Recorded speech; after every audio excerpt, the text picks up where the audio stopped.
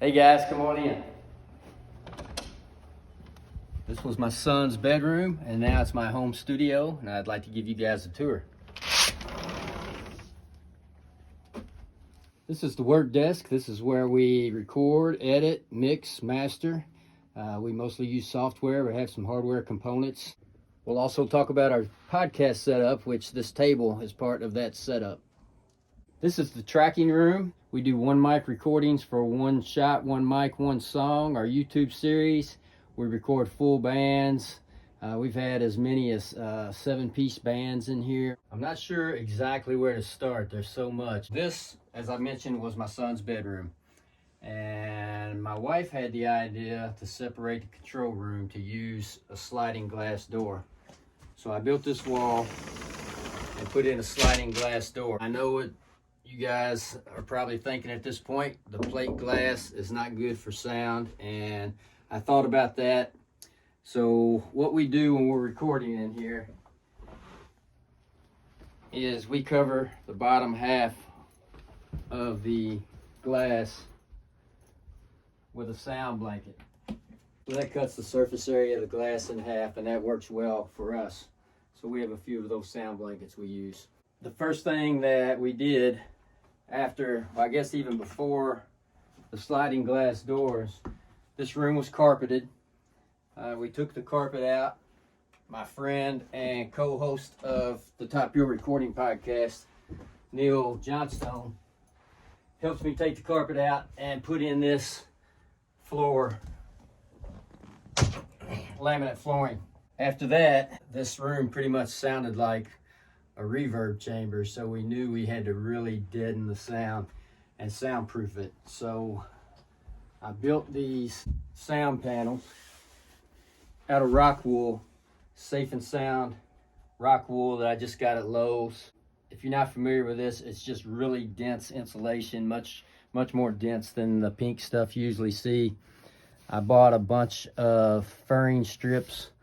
I think the 1x4 furring strips, built frames, put in the rock wool, and just went to Joann's, bought material, took a staple gun, scissors, and material, and built these for about, I think I figured they were like $22 each, and you can go out and see how much sound panels like this would cost if you buy these. So that was the first thing we did, and it was kind of trial and error on how much we need, but you can kind of look around and see what we covered. Also have some on the ceiling, 3 on the ceiling and high on the wall. I would guess we at least have probably 30% of the wall covered. Built 2 huge bass traps. Again, this is just rock wool from floor to ceiling. I took the 2x4 piece, cut it in 2-foot squares, and then cut that diagonally so I had 4 triangles from each piece, and stacked it floor to ceiling to make these bass traps. Got 1 in each side. After we got the number of panels we wanted, we still needed to deaden the room a little bit more. Laid the rug out and got that sound blanket over a window. So that's how we sound treated the room. We do everything out here. Usually when we do a podcast, it can get real hot in the control room if the host and guest are in the control room. So we'll set a table out here for the host. You see I have a snake out here for running cables that's wired into the control room. And we talked about the podcast. We also do one mic recording, one shot, one mic, one song on YouTube. So when we're recording that, just to give it a better look, we've got the lights set up here on the ceiling where we can give that a couple switches and it'll turn to blue. And we also use these big lights, soft white lights. We'll take those and place them wherever we need on the performers. We do one mic recordings. We've had everything in here from solo acts to 7-piece bands. And the only rule is that it's one take start to finish and one mic. You can have as many amplifiers, performers as you want, but we record everything with one microphone, and it's pretty cool what we get out of that. So go check that out if you've never seen that. And then we also track full bands in here. When we do that, we usually have the drums in here, and we'll surround those with a big sound panel that is down in the basement right now.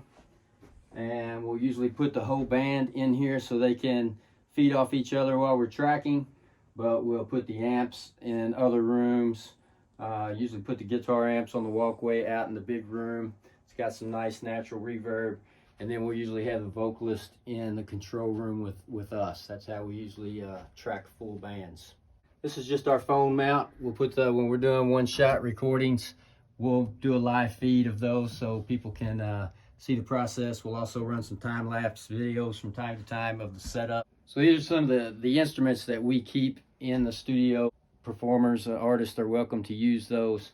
You may have noticed the Questlove Ludwig children's set.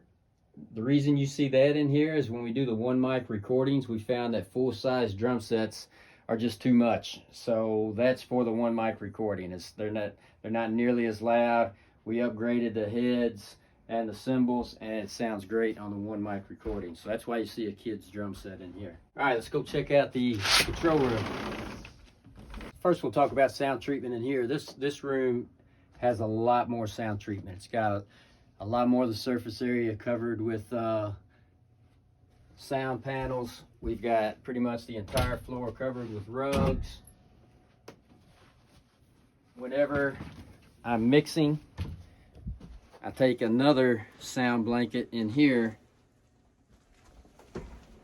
but instead of covering half of the sliding glass window like we do in the tracking room, I'll cover the entire thing. So I'll show you what it looks like when I'm mixing and mastering. This room is very dead. I mean, when you sit in here and sit between the monitors, you're hearing exactly what comes out of the speakers. All right, I removed the sound blanket, put it back in to the closet here, which we could use a much larger closet. And I definitely need to put a light in here, but this is where we keep cables, headphones, another headphone amplifier there, pop filters, guitar stands, microphones, just accessories like picks, tuners, microphone mounts, drum thrones, everything is in here. Here's our tables for the podcast that we put out in the tracking room. It works, it's small, but it's got a lot in there. Back out in the control room, this is our podcast table for the host. Neil and I pull this over to the sliding glass door, and we usually leave this open during podcast so it seems a little more intimate with the guest.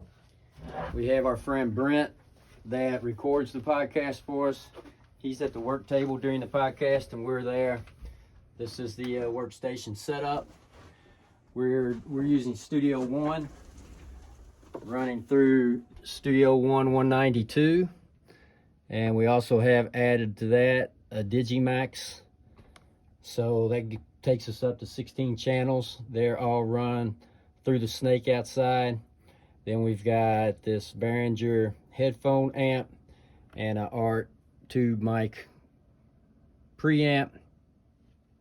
On the second one, Neil and I use the DBX 286S.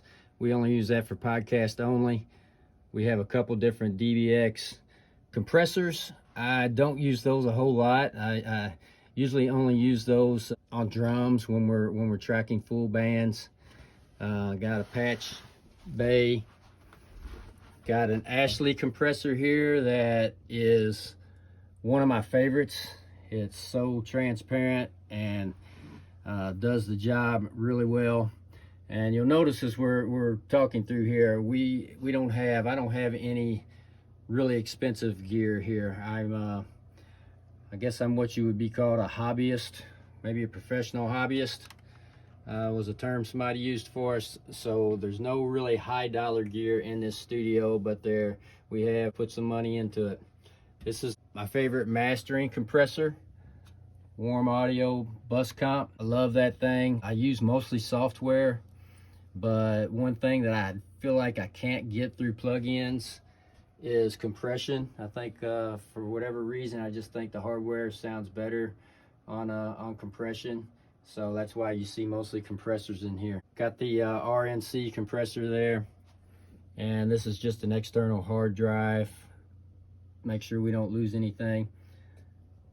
Part of the ISK microphone we have. If you're not familiar with ISK, great microphones for great prices. Another little patch bay that we run through the 286s. And a small MIDI board when that's needed.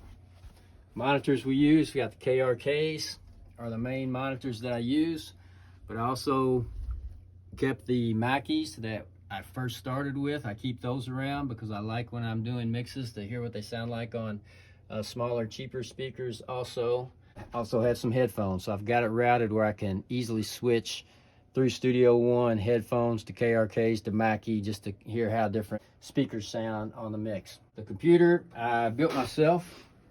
I got a gaming motherboard, and if I'm using wrong computer terms, I apologize. I don't have any idea what I'm doing with that, but I was really surprised how easy it was to build my own computer. And I just did some research on what would be good for music production. Gaming motherboards cross over good to music production, it looks like. So I went that route, and building a computer is pretty much just plug and go. I was surprised how easy that was. So I'm set up with dual monitors. So I have Studio One open, and I can open up the mix on the other side.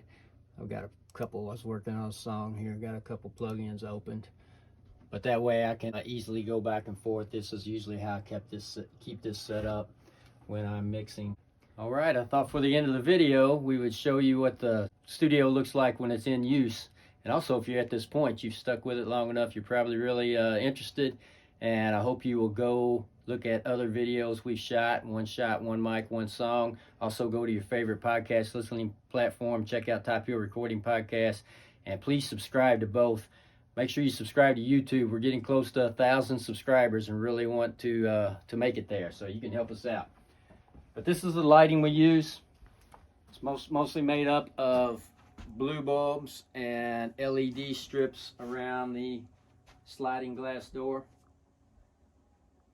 Gives it a nice feel. We use this lighting when we're doing one shot, one mic, one song. We use this lighting. In addition, we have the soft white. You can plug one up and show you what this looks like. We'll take these to the front of the room. So we'll place these out, usually to the side and front of the musicians. Have them both at the front of the room. And that's it. Thanks for watching. Yeah.